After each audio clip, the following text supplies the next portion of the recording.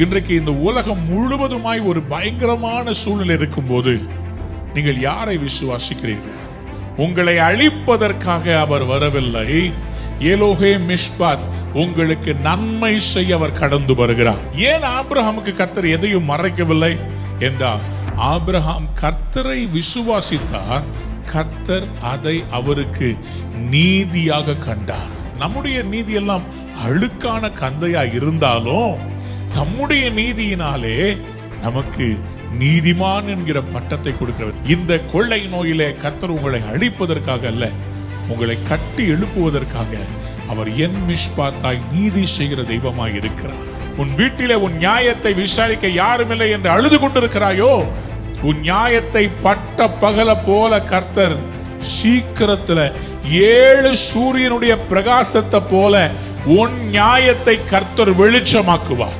நான் என் பிள்ளைகளுக்காக சேர்த்து வச்சது ஒண்ணுமே கையில இல்லையே, எல்லாம் இந்த 3 மாசத்துல போயிருச்சேன்னு கண்ணீர் விட்டு கொண்டிருக்கிற தேவ பிள்ளையே, கர்த்தர் சொல்லுகிறார், நான் நீதி செய்கிற தேவன், இனி நீ அழுது கொண்டிராய்.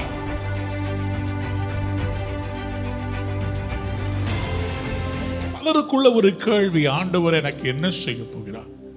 ஆண்டவரினுடைய சூழ்நிலையை மாற்ற என்ன செய்ய போகிறார்? சில பேர் அதை நினைச்சு நினைச்சு நினைச்சு மனம் சோர்ந்து போயிருக்கிறீர்கள். அன்பார்ந்தவருடைய பிள்ளைகளே, கர்த்தர் நமக்கு நீதி செய்வார். ஒரு ஆமென் சொல்லுங்க பாப்போம். அற்புதம் என்பது வேறு, நீதி என்பது வேறு. அற்புதம் என்பது ஒரு மனிதன் ஒரு டர்னிங் பாயிண்ட் ஆண்டவர்கிட்ட கேட்டு ஜெபிப்பது. நீதி என்றால் அநேக நாட்களாய் அற்புதம் பெற வேண்டியது, ஆனால் கிடைக்கவில்லை. ஆகவே தேவனிடத்தில் ஏறெடுக்கப்பட்ட ஜெபங்களுக்கும் விண்ணப்பங்களுக்கும் கர்த்தர் என்ன செய்ய போகிறார்? நீதி செய்வார். கைகளை உயர்த்தி அல்லேலூயா சொல்லுங்க. ஒரு ஐஸ்கிரீம் சாப்பிடணும்னு நினைக்கிறீங்க, உங்களுக்கு ஒரு ஐஸ்கிரீம் யாராவது திடீர்னு கொண்டு கொடுத்தாங்கன்னா என்ன அற்புதம், அது அற்புதம். ஆனா ரொம்ப நாளா ஒரு சொந்த வீடு நீங்க போகணும்னு நினைச்சுக்கிட்டு இருக்கிறீங்க, அது எவ்வளவோ நாளா நீங்க ஜெபிச்சுக்கிட்டு இருக்கிறீங்க. ஆண்டவர் அந்த காரியத்தை வாய்க்க பண்ணும் போது அந்த இடம் அது விஸ்தாரமான இடமாய், அது மிகவும் ஆசீர்வாதமான இடமா இருக்கும் போது அந்த இடத்துல நீங்க நின்று போது சொல்லுவீங்க, கர்த்தர் எனக்கு நீதியாய் இறங்கினார். கைகளை உயர்த்தி அல்லேலூயா சொல்றீங்களா? இன்றைக்கும் இந்த பயங்கரமான சூழ்நிலைகளிலே கர்த்தர் உங்களுக்கு நீதி செய்ய காத்துட்டு இருக்கிறார். அநேக நேரங்களிலே நம்ம ஆண்டவர் நீதி செய்வார்னா உலகத்தை பெரம்பெடுத்து தண்டிக்க போகிறார், உலகத்தை அடிக்க போகிறார் நினைச்சுக்கிட்டு இருக்கிறோம். ஆனா ஹீப்ரு கான்டெக்ஸ்ட்ல நம்ம கர்த்தருடைய நீதியையும் அவருடைய நியாயத்தையும் குறித்து நம்ம பார்க்க போகிறோம். கவனிங்க, நீதி நியாயம், ஆண்டவருடைய அந்த நீதியாய் இருக்கிற கர்த்தர், God my righteousness, justice, righteousness, இது ரெண்டுத்துக்கும் இருக்கிற வித்தியாசத்தை இன்றைக்கு நான் உங்களுக்கு எடுத்து காண்பித்து கர்த்தர் எப்படி உங்களுக்கு அற்புதம் செய்ய போகிறார் என்பதை விளக்கி கூறட்டும். எடுத்துக்கொள்ளுங்கள், ஏசாயா தீர்க்கதரிசன புஸ்தகம் 30ஆம் அதிகாரம் 18ஆம் வசனத்திற்கு உங்களுடைய வேதத்தை திருப்புறீங்களா? ஏசாயா 30ஆம் அதிகாரம் 18ஆம் வசனம். ஆனாலும் உங்களுக்கு இறக்கும்படி கர்த்தர் காத்திருப்பார், உங்கள் மேல் மனதுருகும்படி எழுந்திருப்பார். கர்த்தர் நீதி செய்கிற தேவன், அவருக்கு காத்திருக்கிற அனைவரும் பாக்கியவான்கள். எனக்கு அன்பார்ந்த பிள்ளைகளே, ஆனாலும் என்று சொல்லுகிற அந்த இடத்துல ஒரு டர்னிங் பாயிண்ட்டை நீங்க பார்க்க முடியும். ஏனென்று சொன்னால் அதுக்கு முந்தின வசனங்களிலே கர்த்தர் சொல்றாரு, நீங்கள் மனம் திரும்பி அமர்ந்திருந்தால் ரட்சிக்கப்படுவீர்கள். எப்படி இஸ்ரவேல் ஜனங்கள் கர்த்தரை விட்டு வழிவிட்டு போனார்கள் என்பதை ஆண்டவர் அநேக வசனங்கள் மூலமாய் அவர் காண்பிக்கிறார். கடைசியில் அவர் சொல்றார், ஆனாலும் உங்களுக்கு இறங்கும்படி கர்த்தர் காத்திருப்பார். உலகம் முழுவதுமாக இந்த பொல்லாத கொள்ளை நோய் வியாதி வந்து எல்லாரும் இன்றைக்கு மரண பீதியிலே பயத்திலே இருக்கும் போது ஆண்டவர் என்ன செய்ய நினைக்கிறாருங்க? எல்லாரும் சாகணும்னு காத்துட்டு இருக்கிறாரா? இல்லை, உங்களுக்கு இறங்கும்படி கர்த்தர் காத்திருக்கிறார். கைகளை உயர்த்தி ஒரு அல்லேலூயா சொல்றீங்களா? உங்கள் மேல் மனதுருகும்படி எழுந்திருப்பார். ஆண்டவருடைய கான்செப்ட் ஆஃப் ஜஸ்டிஸ், ஆண்டவருடைய கான்செப்ட் ஆஃப் ஜஸ்டிஸ் ஆஃப் உங்களுக்கு கொண்டு வர்ற அந்த நீதி அப்படின்றத நீங்க புரிந்து கொள்ள வேண்டும். இந்த இடத்துல எழுதப்பட்டிருக்கிற கர்த்தர் நீதி செய்கிற தேவன் என்று சொல்லும்போது ஏலோஹே மிஷ்பாத், ஏலோஹே நம்முடைய தேவன், நம்மை காண்கிற அந்த தெய்வமானவர் மிஷ்பாத்தா இருக்கிறாராம், நமக்கு நீதியா இருக்கிறாராம். ஏலோஹே மிஷ்பாத். அந்த மிஷ்பாத் என்பது ஷாஃபாத் என்கிற மூல வார்த்தையிலிருந்து வருகிறது. ஷாஃபாத் என்றால் என்ன அர்த்தம்? கட்டி எழுப்புதல், to build up, to erect, கட்டி எழுப்புதல், அது ஷாஃபாத். அப்போ மிஷ்பாத் என்கிறவர் கர்த்தர் நீதி செய்கிறார் என்று சொல்லும்போது உங்களை அழிப்பதற்காக அவர் வரவில்லை. ஏலோஹே மிஷ்பாத், உங்களுக்கு நன்மை செய்ய அவர் கடந்து வருகிறார். கைகளை உயர்த்தி ஒரு பெரிய அல்லேலூயா சொல்லலாமா? ஆம், உங்களுக்கு கர்த்தர் நீதியாயிருக்கிற தேவனாய் இருக்க போகிறார். ஏன்? அதற்கு மேல் உள்ள வசனங்களை வாசித்து பாருங்களேன். அவருக்கு காத்திருக்கிற அனைவரும் பாக்கியவான்கள். அவங்க என்ன ஆவாங்களா?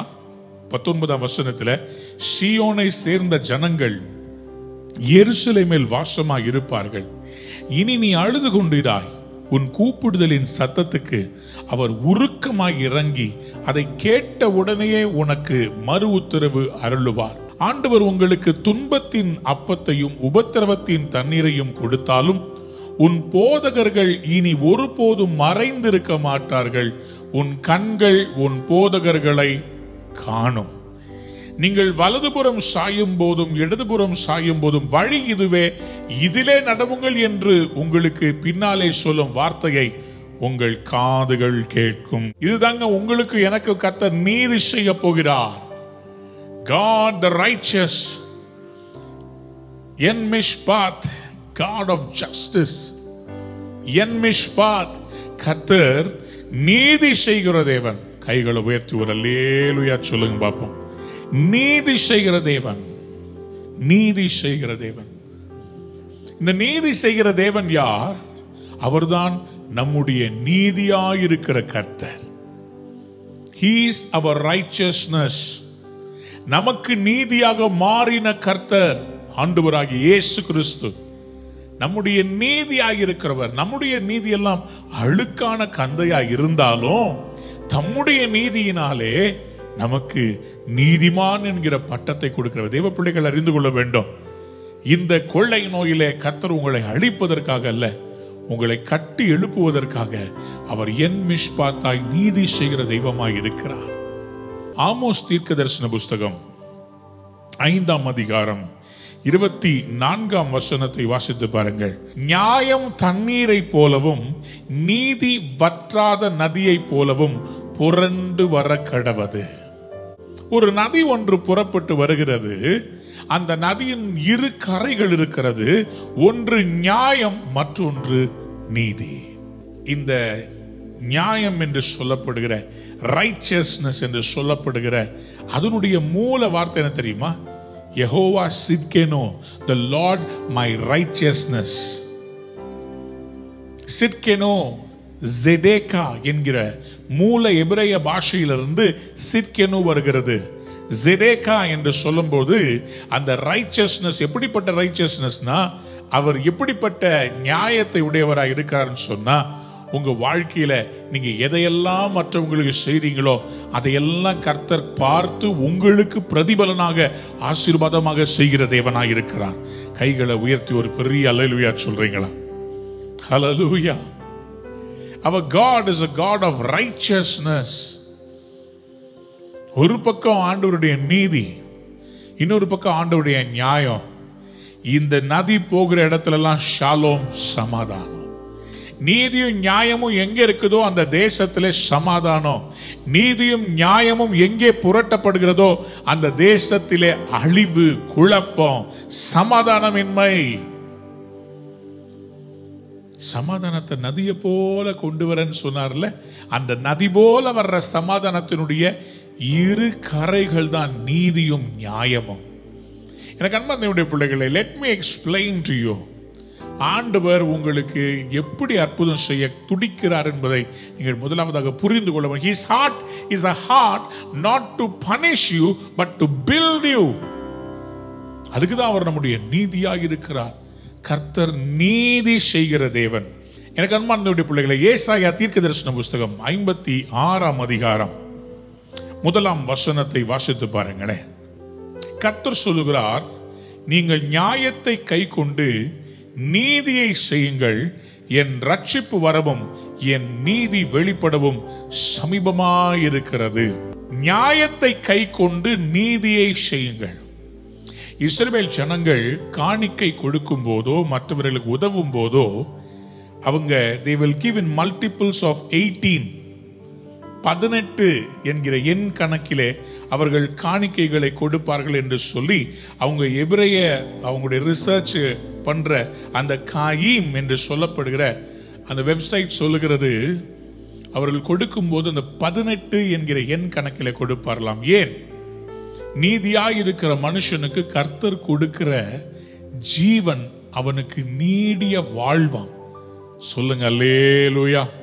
சத்தமா அல்லேலூயா சொல்றீங்களா? ஆதியாகமத்தின் புஸ்தகம் 18ஆம் அதிகாரம் 18ஆம் வசனத்தை வாசித்து பார்க்கலாமா? ஆதியாகமம் 18ஆம் அதிகாரம் 18ஆம் வசனம். ஆண்டவர் இங்கே நீதிமானாய் இருக்கிற ஆபிரகாம் கிட்ட சொல்றாரு, நான் செய்ய போகிறதை ஆபிரகாமுக்கு மறைப்பேனோ? ஏன் ஆபிரகாமுக்கு கர்த்தர் எதையும் மறைக்கவில்லை என்றால், ஆபிரகாம் கர்த்தரை விசுவாசித்தார், கர்த்தர் அதை அவருக்கு நீதியாக கண்டார். அநேக தீர்க்க தரிசனங்கள் தேசத்திலே வருகிறது. விசுவாசிக்கிறவர்களை கர்த்தர் நீதிமானாய் பார்க்கிறது மட்டுமல்ல, ரகசியங்களை வெளிப்படுத்துகிறவராய் இருக்கிறார். அவர்கள் மூலமாய் மற்றவர்களை ரட்சிக்கிறவராய் இருக்கிறார். ஆதியாகமம் 15ஆம் அதிகாரம் 6ஆம் வசனத்தில் அவன் கர்த்தரை விசுவாசித்தான், அதை அவர் அவனுக்கு நீதியாக எண்ணினார். தேவ பிள்ளையே, இன்றைக்கு இந்த உலகம் முழுவதுமாய் ஒரு பயங்கரமான சூழ்நிலை இருக்கும் போது நீங்கள் யாரை விசுவாசிக்கிறீர்கள்? ஆபிரகாம் தனக்கு நேர்ந்த எல்லாவற்றிலும் கர்த்தரை விசுவாசித்துக் கொண்டே இருந்தான். அவனுக்கு குழந்தை பிறக்கவில்லை, ஆனாலும் ஆபிரகாம் அவர் கர்த்தரை விசுவாசித்துக் கொண்டே இருந்தார். ஆண்டவராக இயேசு கிறிஸ்துவும் சீஷர்களும் படகிலே போய் கொண்டிருக்கிறார்கள். படகிலே போய் கொண்டிருக்கும் போது திடீரென்று சூறாவளி காற்று வீசுகிறது. ஆனால் வேதம் சொல்லுகிறது, அவரோ பின்னணியத்திலே அவர் தலை சாய்த்து படுத்து கொண்டிருந்தாராம். தலை சாய்த்து தூங்கி கொண்டிருந்தாராம். படுக்கல தூங்கிக்கிட்டு இருக்கிறார். கப்பல் ஆடுகிறது, படகு ஆடுகிறது, மறிக்கு போகிறோம் என்கிற அந்த நிலையிலே வந்து விட்டார்கள். ஆனால் அவர் தூங்கிக்கிட்டு இருக்கிறார். மார்க் எழுதின சுவிசேஷம் 4ஆம் அதிகாரம் 38ஆம் வசனத்தை வாசித்து பாருங்களேன். கப்பலின் பின்னணியத்திலே அவர் தலையணையை வைத்து நித்திரையாயிருந்தார். ஏசப்பா வரும்போதே ஒரு பிளானோட வந்திருக்கிறார் போல இருக்குது. மீன் பிடிக்கிற போற இடத்துல தலையணைக்கு என்ன வேலை? ஆண்டவராக இயேசு தம்முடைய சீஷர்களோடையே இருந்தார். இரவெல்லாம் ஜெபிக்கிறவராக இருக்கிறார். அவர் இவங்களுக்கு கூடவே இருக்கணும்ன்றதுக்காக அவருடைய ஓய்வு நேரம் எல்லாமே அவங்களோட இருக்குது பாருங்களேன். He did not leave them and go. ஆகவே படகுல அவங்களோட கூட பயணம் பண்ணும்போது இவங்க வலை வீசிக்கிட்டு இருக்கிறாங்க, அவர் தலையணை வைத்து அவர் அமைதலாய் தூங்கி கொண்டு. ஆனா புயல் வருகிறது, அப்பொழுதும் அவர் எழும்பவில்லை. அவருடைய சீஷர்கள் என்ன பண்றாங்க? அவரை எழுப்புகிறார்கள். அவரை எழுப்பி சொல்றாங்க, போதகரே நாங்கள் மடிந்து போகிறது, உங்களுக்கு கவலை இல்லையா? அவர் எழுந்து காற்றை அதட்டி கடலை பார்த்து, இறையாதே அமைதலாயிரு எல்லாம் சொல்லிட்டு அவர்களை நோக்கி, ஏன் இப்படி பயப்பட்டீர்கள்? இப்போ நம்மளை பார்த்து ஆண்டவர் தான் கேட்கிறார், கொரோனா கொரோனா கொரோனா கொரோனா. அங்க பார்த்தா கொரோனா. எங்கேயும் வெளியே போகாதீங்க, வீட்டுக்குள்ளேயே இருங்க. வீட்டுக்குள்ளே இருந்தா கொரோனா வராதா? உங்களுக்கு சாப்பாடு கொண்டு வராங்களே டெலிவரி, அவன் மூலமாய் கொரோனா வராதோ? கொரோனா எப்படினாலும் வர்றதுக்கு வாய்ப்புகள் அதிகம் உண்டுங்க. ஒன்னே ஒன்று சொல்றேன், கேட்டுக்கோங்க. பல சூழ்நிலைகளை பார்த்து பயந்து விடாதீர்கள். பயந்து விடாதீர்கள். ரொம்ப ஈஸியா பிசாசு நம்மளை தோக்கடிச்சிருவான். எங்க ஒரு பெரிய குத்துச்சண்டை வீரன் இருந்தான். அந்த குத்துச்சண்டை வீரன் மிகவும் வல்லமை வாய்ந்தவன். எல்லா போட்டியிலும் நம்பர் 1 ஃபர்ஸ்ட் பிரைஸ் வாங்கிட்டு இருந்தான். ஒரு நாள் ஒரு பெரிய காம்படிஷன், வேர்ல்ட் லெவல் காம்படிஷன்.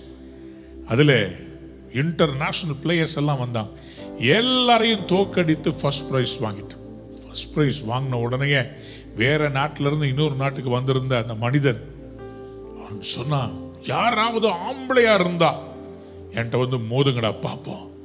இந்த வார்த்தையை கேட்ட உடனே அந்த தேசத்துல இருக்கிற வாலிபர்கள் கொதித்தெழுந்தார்கள். அதுல ஒரு வாலிபன் கையை தூக்கி சொன்னான், நான் உன்னிடத்துல மோதுகிறேன், உன்னை வீழ்த்துகிறேன். சொன்னா, நீ என்னை வீழ்த்திட்டா நான் இந்த பாக்ஸிங்ல இருந்தே போயிடுறேன்.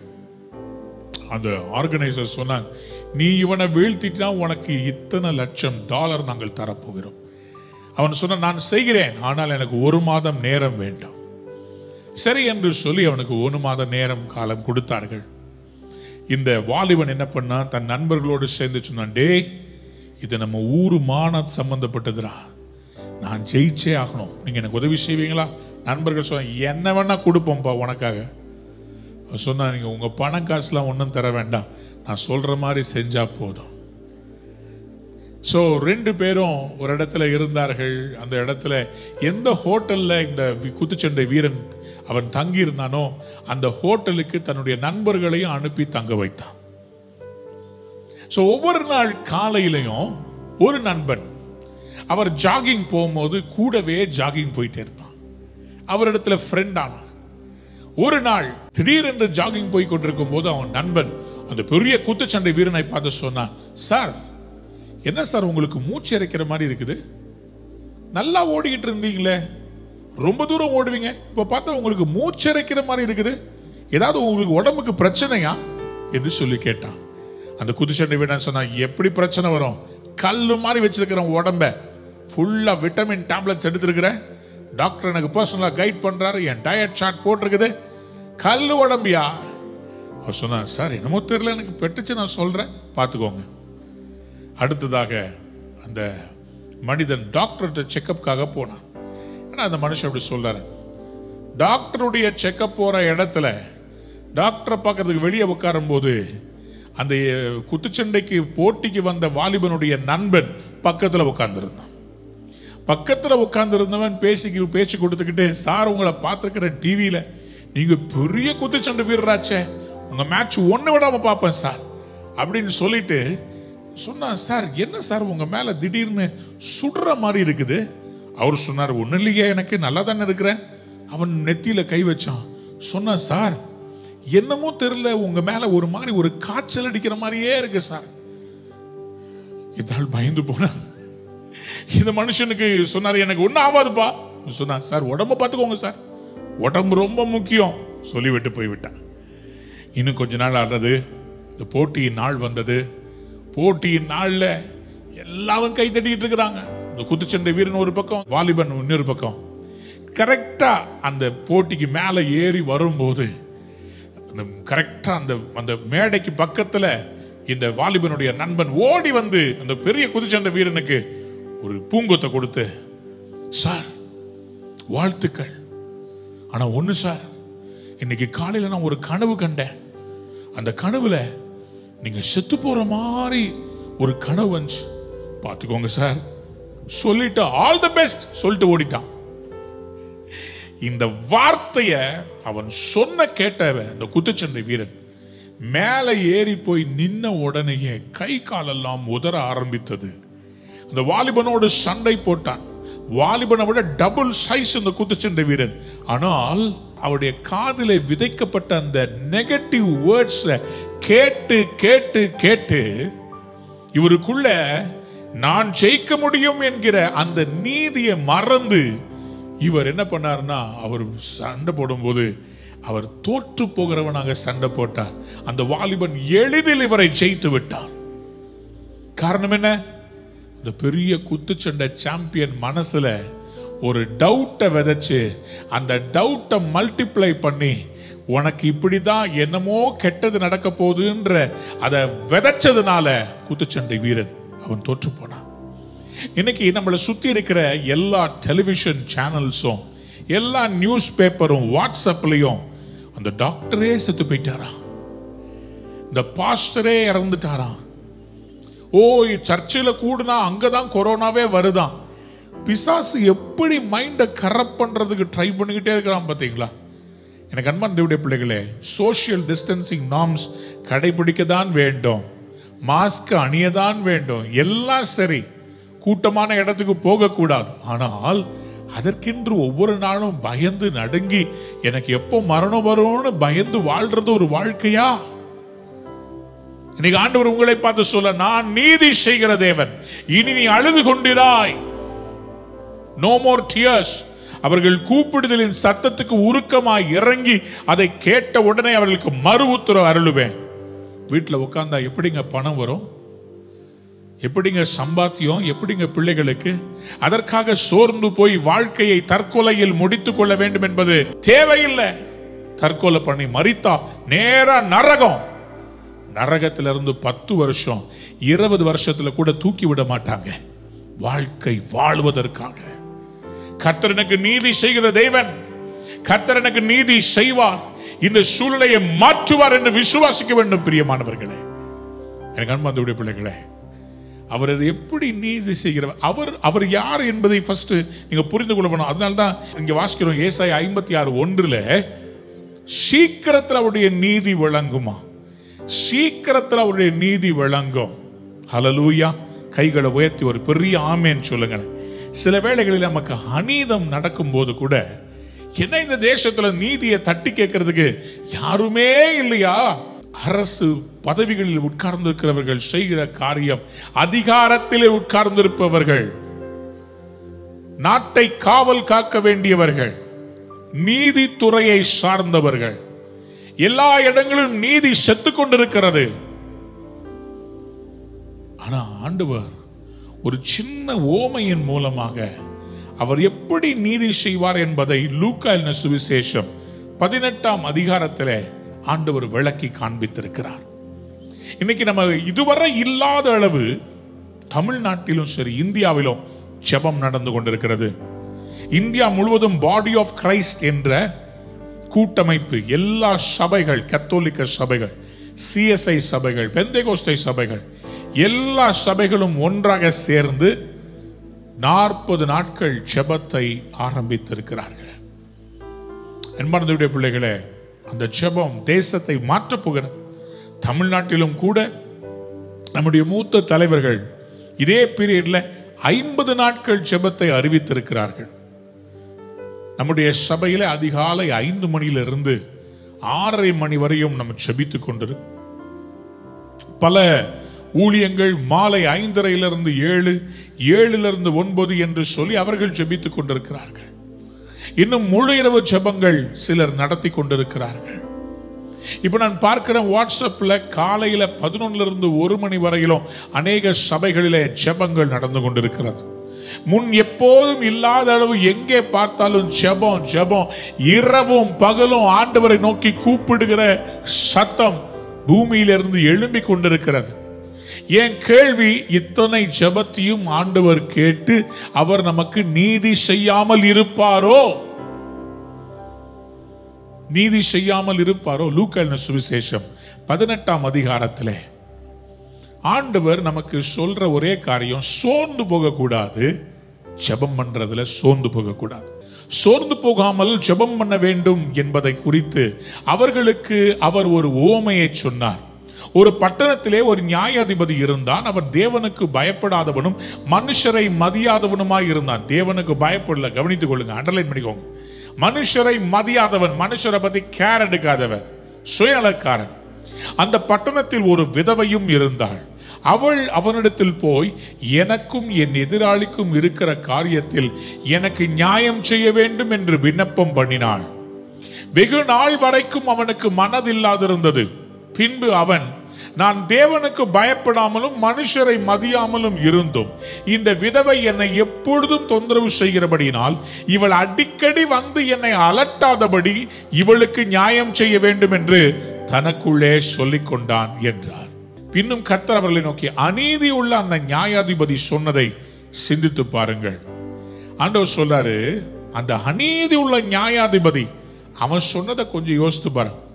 அவன் சொல்ற, நான் தேவனுக்கு பயப்படாதவன், மனுஷருக்கு நியாயம் செய்யாதவன், மனுஷரை மதியாதவன்.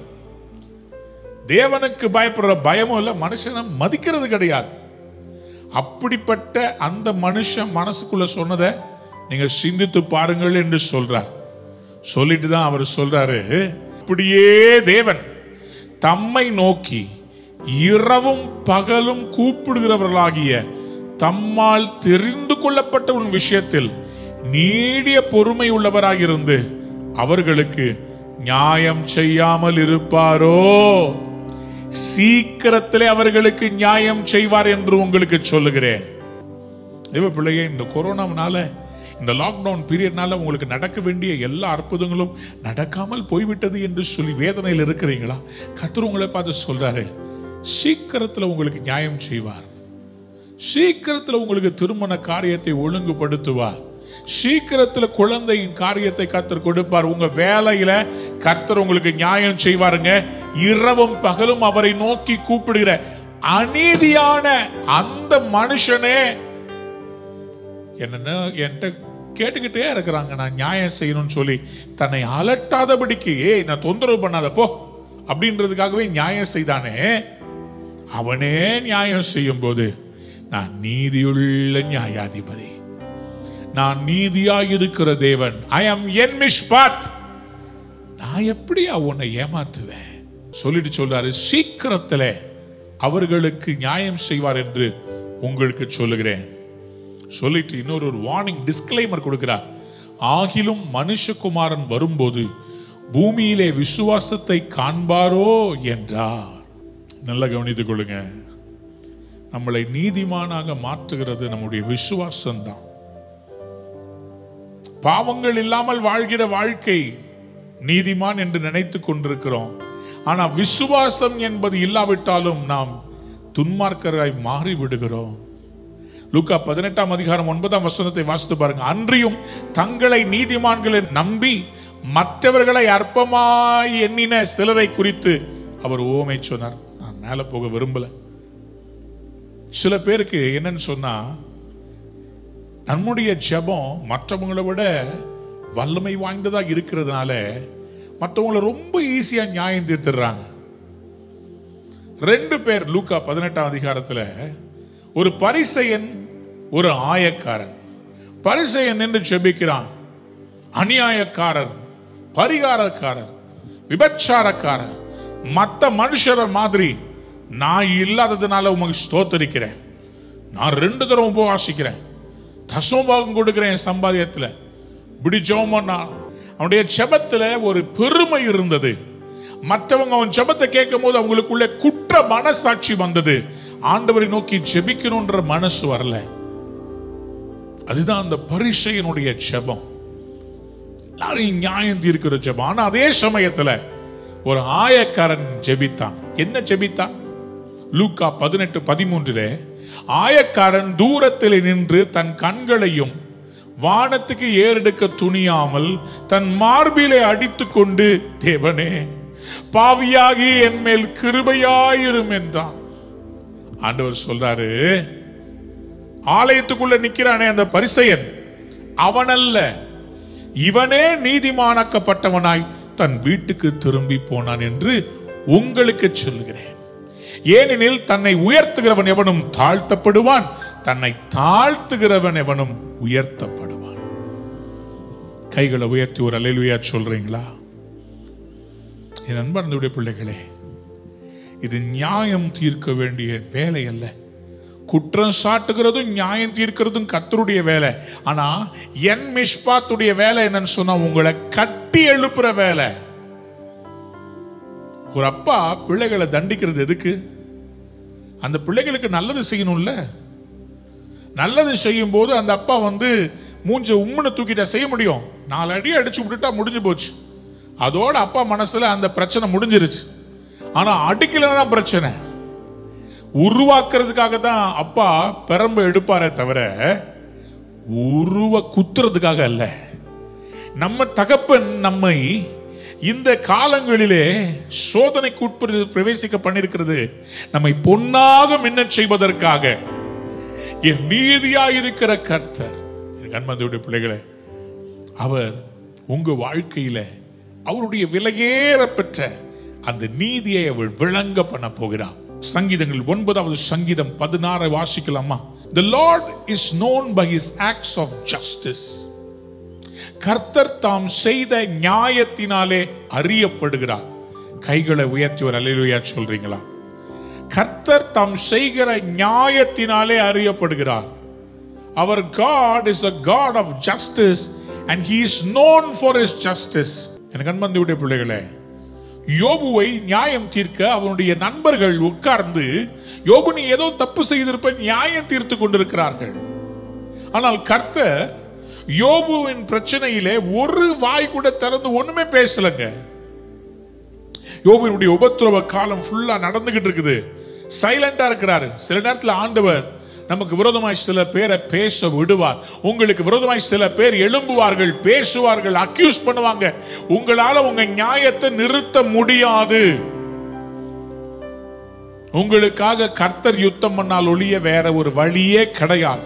எனக்கு அன்பான தேவனுடைய பிள்ளையே, அன்பான சகோதரியே, உன் வீட்டிலே உன் நியாயத்தை விசாரிக்க யாரும் இல்லை என்று அழுது கொண்டிருக்கிறாயோ, உன் கணவன் நிமித்தமாய் நீ படுகிற வேதனையை வெளியே சொல்ல முடியாம கண்ணீர் வடிக்கிறாயோ, கர்த்தர் உன் நியாயத்தை விசாரிக்கிறவராக இருக்கிறார்.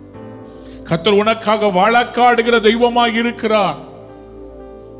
உன் நியாயத்தை பட்ட பகல போல கர்த்தர் சீக்கிரத்துல 7 சூரியனுடைய பிரகாசத்தை போல உன் நியாயத்தை கர்த்தர் வெளிச்சமாக்குவார். உனக்கு அநீதி நிலைக்கப்பட்டிருக்கிறது அல்லவா? நீ நேசித்து உன் வாழ்க்கையை அர்ப்பணித்த அந்த குடும்பத்திலே உன்னை வெறுத்து வேறொரு நபரோடு தொடர்பு வைத்து உனக்கு துரோகம் இழைக்கப்பட்டதல்லவா? கர்த்தர் நியாயம் செய்கிற தெய்வம். Jesus, I don't know why என்னுடைய இருதயம் முழுவதுமாய் கர்த்தர் என்னோடு பேச சொல்லுகிறத நான் அப்படியே சொல்றேன். கர்த்தர் சொல்றார், நான் உனக்கு சீக்கிரத்துல நீதி செய்வேன் மகளே, சீக்கிரத்துல நீதி செய்வேன். யோபுவினுடைய நண்பர்கள் துன்மார்க்கர் அல்ல, யோபுவினுடைய நண்பர்களும் சன்மார்க்கர்கள். யோபுவை போல கர்த்தரை பின்பற்றுகிறவர்கள் தான். கர்த்தருக்காக பேசுகிறதாக நினைத்து கொண்டு குற்றம் செய்யாத யோபுவை குற்றப்படுத்தினார்கள். தேவ பிள்ளைகளே, ரொம்ப ஈஸியா மற்றவங்களை ஜட்ஜ் பண்ணிடக்கூடாது. சிலருடைய உபத்திரவத்தை பார்த்து தலையெழுத்துன்னு சொல்லிடாதீங்க. இவள் ஒரு மூலி என்று சொல்லாதீர்கள். உங்க சொந்த மகள் அப்படி சொல்லுவீங்களா? உங்க சொந்த பிள்ளை அப்படி சொல்லுவீர்களா? எனக்கு அன்பார்ந்த பிள்ளைகளே, யோபுவின் புஸ்தகம் 37ஆம் அதிகாரம் 23ஆம் வசனத்தை வாசித்து பாருங்களேன்.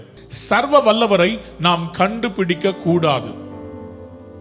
சர்வ வல்லவரை நாம் கண்டுபிடிக்க முடியாதான், அவரை தேடி பிடிக்க முடியாதான்.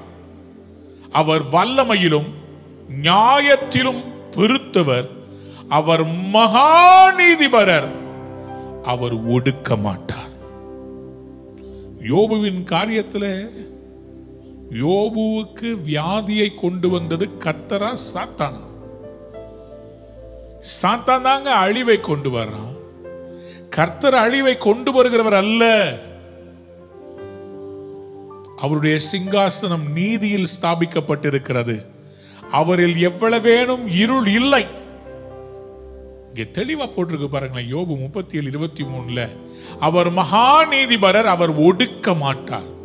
உங்க வேலையை பிடுங்கி, உங்க வருமானத்தை அழித்து, உங்க சரீரத்தின் பலவீனத்தை கெடுத்து, உங்க குடும்பம் நடுத்தொருல வர வைக்கணும்ன்றது கர்த்தருடைய சித்தமாக இருக்குமா? மகாநீதிபரர் மகாநீதிபரர் சொல்லுகிறார், how will it be my will? ஏன்னா அவர் ஒடுக்க மாட்டாருங்க. அவர் ஒடுக்க மாட்டார். அவர் ஒடுக்க மாட்டார். உங்களை ஒடுங்கி போக விட மாட்டார். அவர் உங்களை சோதித்தாலும் உங்களை பொன்னாக மின்ன பண்ணுவார். எனக்கு அன்பான பிள்ளைகளே, யோபுவின் காரியத்தில் நடந்தது என்ன? God is not the reason for oppression. He was waiting to get Job out of it.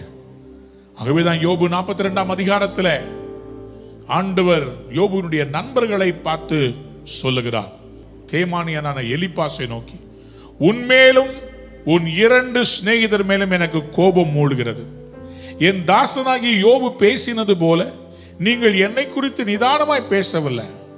ஆதலால் நீங்கள் 7 காளைகளையும் 7 ஆட்டுக்கடாக்களையும் தெரிந்து கொண்டு என் தாசனாகிய யோபிடத்தில் போய் உங்களுக்காக சர்வாங்க தகன பலிகளை இடுங்கள். என் தாசனாகிய யோபும் உங்களுக்காக வேண்டுதல் செய்வான். நான் அவன் முகத்தை பார்த்து உங்களை உங்கள் புத்தியினத்துக்கு தக்கதாக நடத்தாதிருப்பேன். என் தாசனாகி யோபு பேசினது போல நீங்கள் என்னை குறித்து நிதானமாய் பேசவில்லை. இந்த கொரோனா நேரத்தில் கொஞ்சம் நிதானமா பேசலாமா?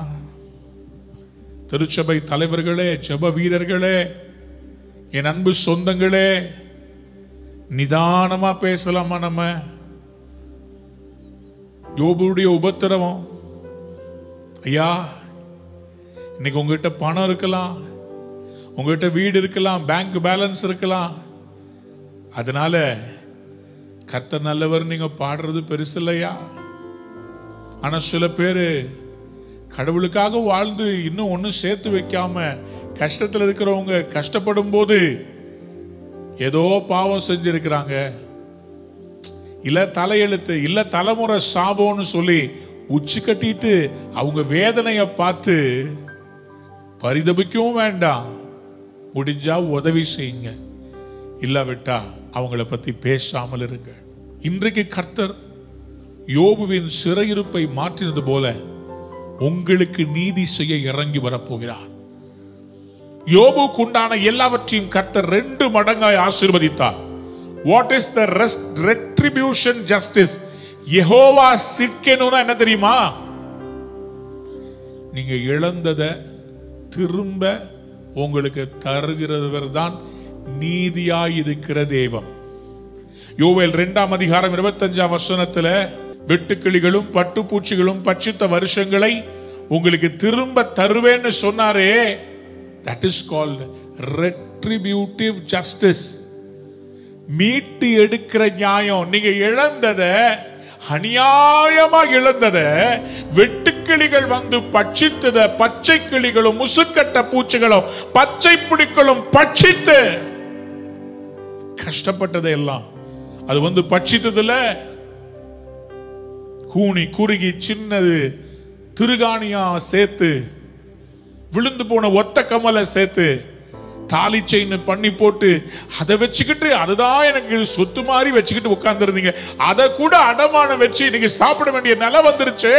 நான் என் பிள்ளைகளுக்காக சேர்த்து வச்சது ஒண்ணுமே கையில இல்லையே, எல்லாம் இந்த 3 மாசத்துல போயிருச்சேன்னு கண்ணீர் விட்டு கொண்டிருக்கிற தேவ பிள்ளையை கர்த்தர் சொல்லுகிறார், நீங்கள் சம்பூர்ணமாய் சாப்பிட்டு திருப்தி அடைந்து உங்களை அதிசயமாய் நடத்தி வந்த உங்கள் தேவனாகிய கர்த்தருடைய நாமத்தை துதிப்பீர்கள். என் ஜனங்கள் ஒருபோதும் வெட்கப்பட்டு போவதில்லை. என் ஜனங்கள் ஒருபோதும் வெட்கப்பட்டு போவதில்லை. கண்களை மூடி கைகளை உயர்த்தி ஆண்டவர்கிட்ட சொல்லுங்க, அப்பா ஆண்டவரே எனக்கு தெரியும், ஆண்டவரே எனக்காக நீதி செய்ய நீங்க இறங்கி வர போறீங்கன்னு எனக்கு தெரியும் ஆண்டவரே, எனக்கு தெரியும் ஆண்டவரே, நீர் என்னை ஊந்தி கட்டி எழுப்புவதற்காக என் மிஷ்பாத்தா இருக்கிறேன். கர்த்தர் நீதி செய்கிறவ தேவன். மறுபடியும் ஏசாயா 30:18 உங்களுக்கு வாசித்து காண்பிக்கிறேன். ஆனாலும் உங்களுக்கு இறங்கும்படி கர்த்தர் காத்திருப்பார், உங்கள் மேல் மனதுருகும்படி எழுந்திருப்பார். கர்த்தர் நீதி செய்கிற தேவன், அவருக்கு காத்திருக்கிற அனைவரும் பாக்கியவான்கள். சியோனை சேர்ந்த ஜனங்கள் எருசலேமில் வாசமாக இருப்பார்கள். இனி அழுது கொண்டிராய், உன் கூப்பிடுதலின் சத்தத்துக்கு அவர் உருக்கமாக இறங்கி அதை கேட்டவுடனே உனக்கு மறு உத்தரவு அருளுவார். உன் போதகர்கள் இனி மறைந்திருக்க மாட்டார்கள். இன்டர்நெட் இருக்கிறதுனால சில பேர் யூடியூப்ல பார்க்குறாங்க, ஃபோனில் இன்டர்நெட் இருக்கிறதுனால சில பேர் ஜூமில் வர்றாங்க. ஆனால் ரெண்டும் இல்லாதவங்க போதகர்களை பார்க்க முடியாமல், தங்களை வழிநடத்துகிற போதகருடைய முகத்தை பார்க்க முடியாம, செய்தி கேட்க முடியாம எவ்வளோ பேர் கஷ்டப்படுறாங்க தெரியுமா? கர்த்தர் சொல்றார், நான் சீக்கிரத்துல அவர்களுக்கு இறங்கும்படி நான் எழுந்திருக்க போகிறேன். சீக்கிரமா சீக்கிரமா நான் எழும்ப போறேன்னு கர்த்தர் சொல்றார். இந்த நாள்ல உங்களுக்காக கர்த்தர் நீதி செய்யும்படி இழந்ததையெல்லாம் திருப்பி உங்களுக்கு தர, உங்க உறவுகள், வேலை, உங்க பணம், உங்க நகை எதையெல்லாம் இழந்தீங்களோ திருப்பி தரப்போறார். ஹெல்த் கர்த்தர் திருப்பி தரப்போறார். கைகளை உயர்த்தி எல்லாரும் இருக்க இடத்துல எழும்பி நிக்கலாமா? ஒரு பாரம் உங்க உள்ளத்தை அமுத்தினது, அது எல்லாம் இப்ப கர்த்தர் எடுத்து போடுறார். சங்கீதங்களில் 37:5-6 இதை மட்டும் நோட் பண்ணிக்கொள்ளுங்க. இதை வச்சு நான் ஜெபிக்க போறேன். உன் வழியை கர்த்தருக்கு ஒப்புவித்து அவர் மேல் நம்பிக்கையாகிரு, அவரே காரியத்தை வாய்க்க பண்ணுவார். உன் நீதியை வெளிச்சத்தை போலவும் உன் நியாயத்தை பட்டை பகலை போலவும் விளங்க பண்ணுவார். என் அடிகளை உறுதிப்படுத்துகிறேன். ஆண்டவரே, ஆண்டவரே, என்னுடைய நீதியை வெளிச்சத்தை போல, ஆண்டவரே 7 பகல் வெளிச்சத்தை போல, 7 பகல் சூரியனுடைய வெளிச்சத்தை போல ஆண்டவரே நீங்க கொண்டு வர போறதுக்காக ஸ்தோத்திரம்ப்பா. எத்தனையோ பேர் வீட்டுக்குள்ள மனக்குமுறலோடு வாழ்ந்து கொண்டிருக்கிறாங்கப்பா. என் நீதியை எப்போ வெளிக்க பண்ணுவீங்கப்பா? ஆண்டவரே, நாங்க கடன்ல சிக்கி கொண்டிருக்கிறோம். எப்படி இஎம்ஐ கட்டுவோம்? மாரட்டோரியம் முடிய போதே, பேங்க்ல பணத்தை கேட்கிறாங்களே, எங்க ஓனர் என்கிட்ட பணம் கேட்கிறாரு வாடகைக்கு, நான் எப்படி கட்டுவேன்? ஆண்டவரே, நான் எப்படி இதை செய்வேன்? நான் எப்படி செஞ்சு முடிப்பேன்? அநேகருடைய புலம்பலை ஆண்டவர் இன்றைக்கு கேட்டுக்கொண்டிருக்கிறார். ஆண்டவர் கேட்டுக்கொண்டிருக்கிறார். ஒரு கண்ணீரை துருத்தியிலே பிடித்து வைத்திருக்கிறார். In the name of Jesus, ஆண்டவரே, உடைய பிள்ளைகளுடைய கண்ணீரை பார்க்கப்பா. இயேசுவே, அவருடைய துயரத்தில் ஆறுதல் நீங்க தானே ஆண்டவரே. நெருக்கத்தில் விசாலம் நீங்க தானே. வேதனையில அவர்களுக்கு ஆசீர்வாதம் நீங்க தானே கொடுக்க முடியும். இன்றைக்கு இயேசுவின் நாமத்தினால எல்லா தடைகளும் உடைக்கப்படுவதாக, அவர்களை சுற்றி நெருக்குகிற சகல விதமான பாரங்களில் இருந்தும் அவர்களை விடுவிப்பீராக. ஆண்டவரே, கர்த்தர் நீர் உம்முடைய பிள்ளைகளுக்கு ஒரு அற்புதம் செய்யுங்கப்பா. சீக்கிரத்துல செய்வேன்னு சொன்னீங்களே ஆண்டவரே, உம்முடைய பிள்ளைகள் இனி அழுது கொண்டிருக்க மாட்டாங்கன்னு சொல்லி வாக்குத்தத்தம் பண்ணீங்களே, அந்த வாக்குத்தத்த நிமித்தமாய் கேட்கிறோம். இன்னையோடு உம்முடைய பிள்ளைகளுக்கு ஒரு தீர்வு கிடைப்பதாக, ஒரு அற்புதம் கிடைப்பதாக. பிள்ளை இல்ல, மலடி மலடி மலடின்னு எல்லாராலையும் தூற்றப்பட்ட மகளுக்கு இரட்டை குழந்தைகளை கொடுத்து ஆசீர்வதிப்பீராக. என் மகளுக்கு திருமணமாகவில்லையே, இந்த வருடமாக நடக்கும் என்று சொல்லி எண்ணிக்கொண்டிருந்தேன், ஆனால் எல்லாம் தூர்த்து போய்விட்டது என்று சொல்லி கண்ணீர் கூட விட முடியாமல் கரை தேடிக்கொண்டிருக்கிற அன்பு சகோதரியே, கர்த்தர் சொல்லுகிறார், என்னாலே செய்யக்கூடாத அதிசயமான காரியம் ஒன்றுமில்லை. ஆச்சரியமான விதத்தில் இதே வருஷத்திலே திருமணத்தை நடத்தி கொடுப்பேன். நவம்பர் 16ஆம் தேதியை குறித்து வைத்துக்கொள். Thank you. November 16th and 17th, you are going to see the miracle in the mighty name of Jesus. Randanama sekerebi anturaba. ஹாஸ்பிட்டலுக்கு போக முடியாம பக்கவாத நோய் மாதிரி ஒரு ரைட் லெக்கும் ரைட் கையும் மறுத்து போன நிலைமையில காணப்படுகிறது. ஆனா உங்களுக்கு கொரோனாவினால பயம் ஹாஸ்பிட்டல் போக, கர்த்தருடைய நாமத்தில் சொல்றேன், உங்களுக்கு எந்த விதமான பாராலிசிஸ் ஸ்ட்ரோக் உங்களுக்கு வராதபடி கர்த்தருடைய கரம் உங்கள் மேல இறங்கி வருகிறது. உங்க மூளை பகுதி மேல தேவனுடைய வல்லமை இறங்கி வருவதாக. எல்லா இரத்த நாளங்களுக்குள்ள அடைப்புகள் இப்பொழுது விலகுவதாக. அந்த கைகளிலும் கால்களிலும் தேவனுடைய வல்லமை இப்பொழுது நிரப்புவதாக. சுகம் உண்டாவதாக. கர்த்தாவே, இன்னும் இந்த பிள்ளைகளுக்கு நிறைய செய்ய வேண்டியது இருக்குதுப்பா. இது அருமையான தேவ மனுஷனுக்கு கர்த்தருடைய கண்களில் தயவு கிடைப்பதா. அப்படியே நீங்க செய்கிறதற்காக உமக்கு நன்றி. இயேசுவின் நாமத்தினாலே நன்றி சொல்லுகிறேன் ராஜா. அப்பா, இந்த நாளில் உங்களுடைய பிள்ளைகளை மனதார ஆசீர்வதிக்கிறேன்.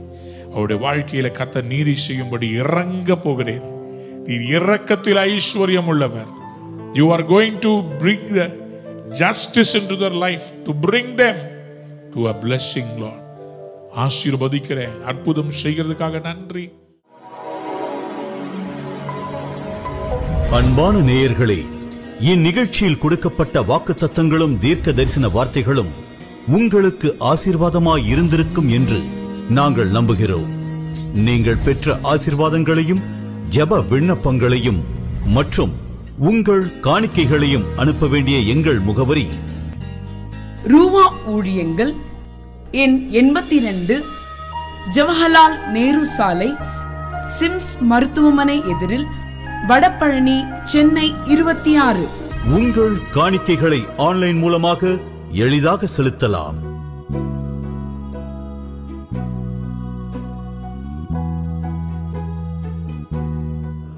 எங்கள் இணையதள முகவரி www.ruhaministries.org.